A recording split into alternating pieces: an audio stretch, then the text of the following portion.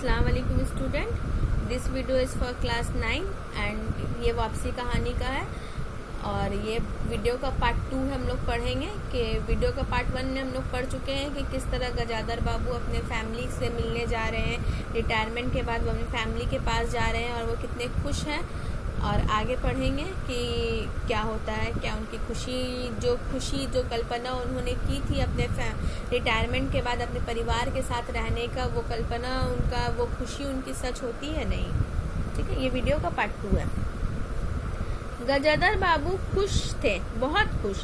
गजादर बाबू जो है आज बहुत खुश थे। 35 साल की नौकरी के बाद रिटायर होकर जा रहे थे। 35 साल उन्होंने नौकरी की थी यहाँ पे, वो यहाँ 35 साल से थे और अब वो रिटायर होकर जा रहे थे।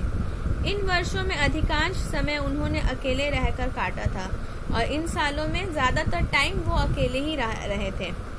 उन अकेले क्षणों में उन्होंने इसी समय की कल्पना की थी जब वे अपने परिवार के साथ रह सकेंगे। और जब वो अकेले रहते थे तो उस समय उन्होंने इसी चीज़ की कल्पना की थी, इसी मोमेंट का कल्पना किया था, सोचा था जब वो अपने परिवार के साथ रहेंगे और वो दिन अब आ रहा है।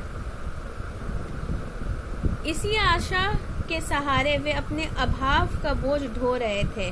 संसार की दृष्टि में उनका जीवन सफल कहा जा सकता है। उन्होंने शहर में एक मकान बनवा लिया था, बड़े लड़के अमर और लड़की कांति की शादी कर दी थी। 2 बच्चे ऊंची कक्षाओं में पढ़ रहे थे। इसी आशा के सहारे वो अपना जीवन का ये जो बोझ था वो ढो रहे थे। संसार की दृष्टि में अगर हम संसारिक दृष्टि से देखें, सोसाइटी की नज़र से देखें, तो उन्हें एक सफल व्यक्ति कहा जा सकता है, क्योंकि उन्होंने शहर में अपने एक मकान भी बनवा लिया था, बड़े लड़के की शादी भी कर दी थी और बड़ी लड़की जो है, बड़े लड़के का नाम क्या था? अमर। ठीक है, और बड़ी लड़की जो है कांति, उसकी भी शादी उन्होंने कर दी थी और उनके 2 बच्चे और जो 2 बच्चे थे वो भी अब ऊंची कक्षाओं में पढ़ रहे थे। गजादर बाबू नौकरी के कारण प्राय छोटे स्टेशनों पर रहे और उनके बच्चे और पत्नी शहर में। गजादर बाबू नौकरी के कारण हमेशा वो छोटे स्टेशनों पे ही रहे और उनकी पत्नी और उनके बच्चे जो है उन लोग शहर में ही रहते थे, जिससे पढ़ाई में बाधा न हो। वो लोग शहर में इसलिए रहते थे क्योंकि उन लोगों का पढ़ाई में किसी भी तरह का डिफिकल्टीज, कोई भी बाधा ना आए। गजादर बाबू स्वभाव से बहुत स्नेही व्यक्ति थे और स्नेह के आकांक्षी भी। गजादर बाबू का जो स्वभाव था, जो उनका नेचर था, वो बहुत ही स्नेही थे, बहुत स्नेह प्यार करने वाले इंसान थे और स्नेह की आकांक्षी भी थे। और वो चाहते थे कि हम जैसे हैं, हम जितने अच्छे हैं, हम जैसे सबको प्यार करते हैं, वैसे ही सब कोई हमें भी इज्जत करे, हमें प्यार करे। जब परिवार साथ था, ड्यूटी से लौटकर बच्चों से हंसते बोलते, पत्नी से कुछ मनोविनोद करते, उन सब के चले जाने से उनके जीवन में गहन सूनापन भर उठा। और जब उनका परिवार साथ में रहते, जब वो अपने फैमिली के साथ रहते थे, तब ड्यूटी से आने के बाद अपने बच्चों के साथ वो हंसते बोलते थे, पत्नी से हंसी मजाक कर लेते थे। और लेकिन जब धीरे धीरे उन लोग जब शहर में चले गए तो उनका जीवन जो था बहुत ही सूना हो गया था। खाली क्षणों में उनसे घर में टिका न जाता और जब भी वो खाली ड्यूटी से आने के बाद खाली बैठे रहते थे तो वो घर पे अपना नहीं रह पाते थे, क्योंकि उन्हें अपने फैमिली की याद आती थी। कवि प्रकृति के होने पर भी उन्हें पत्नी की स्नेहपूर्ण बातें याद आती रहती। दोपहर में गर्मी होने पर भी 2 बजे तक आग जलाए रहती और उनके स्टेशन से वापस आने पर गरम गरम रोटियां सेकती।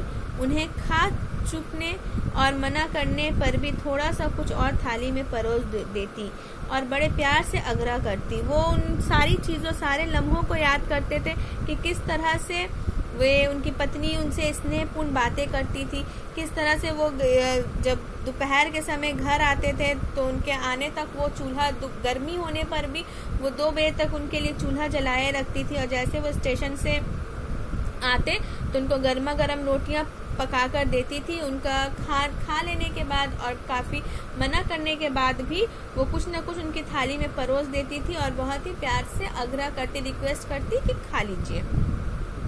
जब वे थक के हारे बाहर से आते तो उनकी आहट पा वो रसोई के द्वार पर निकल आती और उनकी सलज आंखें मुस्कुरा उठती। और जब भी वो थके हारे ड्यूटी से घर आते थे तो उनकी आहट पाकर क्या होता था, उनकी पत्नी जो है रसोई से बाहर द्वार पर आ जाती और उसकी सलज आंखें मुस्कुरा उठती थी। उसकी जो आंखें थी, उनकी पत्नी की जो आंखें थी, उन्हें देखकर मुस्कुरा उठती थी, न खिल जाता था उनका चेहरा।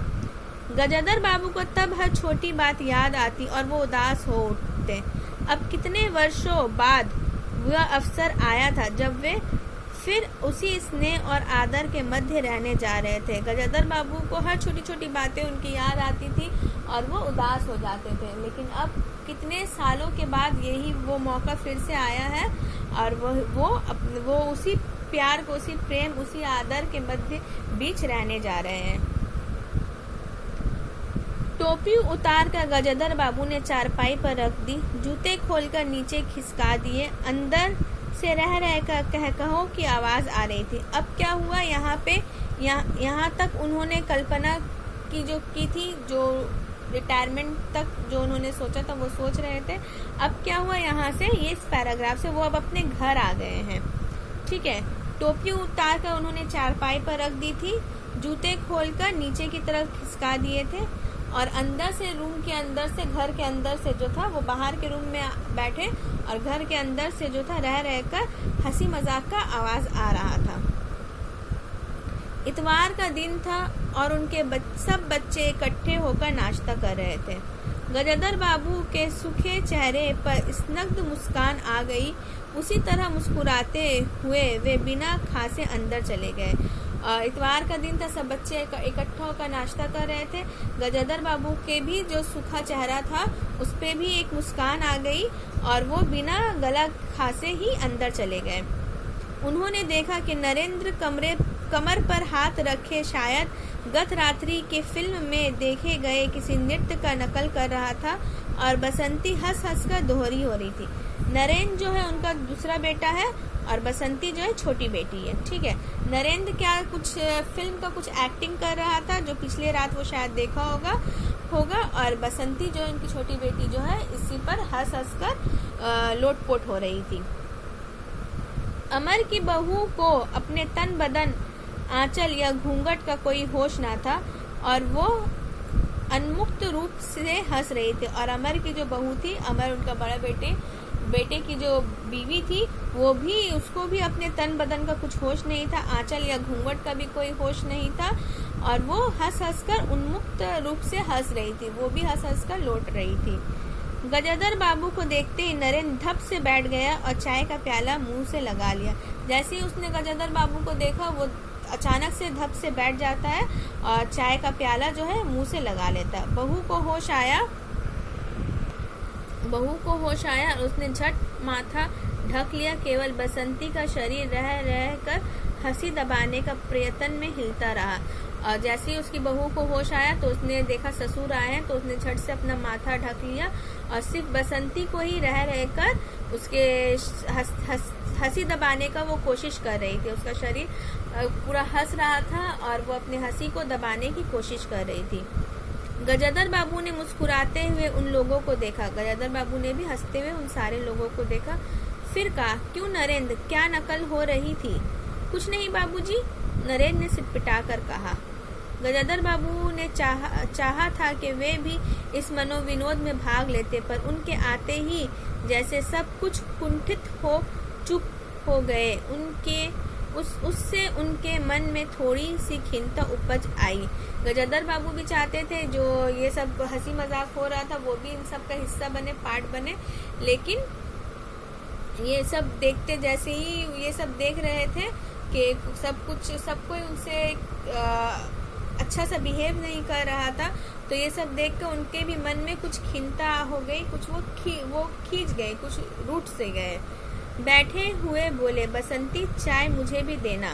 वो बैठते हुए बोले अपनी बेटी को, बसंती चाय मुझे भी देना। तुम्हारी अम्मा की पूजा अभी चल रही है क्या? तो वो कहते हैं तुम्हारी अम्मा की पूजा भी अभी तक चल रही है क्या?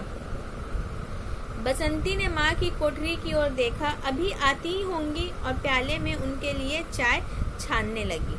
बहू चुपचाप पहले ही चली गई थी। अब नरेंद्र भी चाय का आखिरी घोट पीकर उठ खड़ा हुआ। केवल बसंती पिता के लिहाज में चौके में बैठी माँ की राह देखने लगी। गजेंद्र बाबू ने एक घूंट चाय पी ली, फिर कहा, विट्टी, चाय तो फीकी है। तो बसंती सब कोई, जैसे ही गजेंद्र बाबू अपने घर में आते हैं तो सब कोई अपने अपने कमरे में चला जाता है। बहू पहले ही चली जाती, फिर नरेंद्र जो था वो भी चाय पीकर चला जाता है। केवल बसंती जो थी, उसकी बेटी जो थी, अपने पिता के लिहाज करते हुए कुछ देर वहाँ बैठती है, उनको चाय देती है। जब वो चाय पीते हैं तो कहते हैं कि बेटी ये चाय तो बिल्कुल फीकी है, लाइए चीनी और डाल दूं। बसंती बोलती है कि लाइए और थोड़ा चीनी डाल देते। रहने दो, तुम्हारी अम्मा जब आएगी तभी पी लूंगा। तो वो कहते हैं रहने दो, जब तुम्हारी माँ आएगी तब हम लोग साथ में ही पी लेंगे। तो इस वीडियो में स्टूडेंट्स इतना ही था। नेक्स्ट वीडियो में हम लोग आगे बढ़ेंगे। ओके, अल्लाह हाफिज।